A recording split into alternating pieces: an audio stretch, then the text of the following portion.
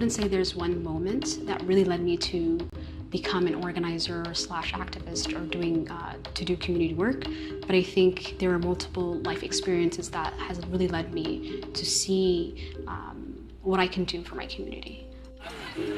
There was a moment where for a month I was helping airport workers. So during that time I've met with a lot of Somali women and I've sat down and talked to them about their experience working there. We were working to make sure that they were going to unionize and win a contract with their company. Some of the stories were just so dehumanizing in a way that really moved me in a way to understand that this is an area that has been ignored, and what better way to start doing this work with women and people that understand you, that know the language, that know the culture, the religion. That was my first ever experience doing labor organizing. A lot of the things that I deal with as a labor organizer is dealing with people who are not able to succeed at work because there's hindrance or there's obstacles, and a lot of people that do call me don't know their rights, and so they ask, what can I do about this? Who can I approach? The difference between that organizing protests or sending a worker to talk to a lawyer and getting workers to strike is just so much different. It's draining, there's a lot of burnout, there's a lot of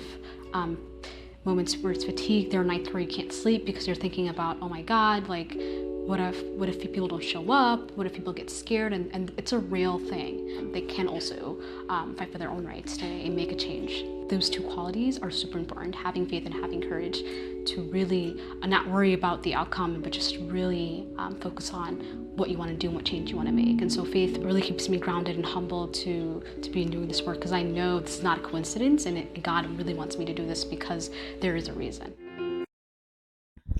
This video raises questions, and I need for you to be extremely honest in the comments when answering it. And just so you know, I have 3 questions. Number 1, what have you or are you wanting to do for your community? Number 2, what are your what are your thoughts about this video? Please share them in the comments. And number 3, who would you like for me to do a video on next? Now, please be honest in the comments when answering these questions.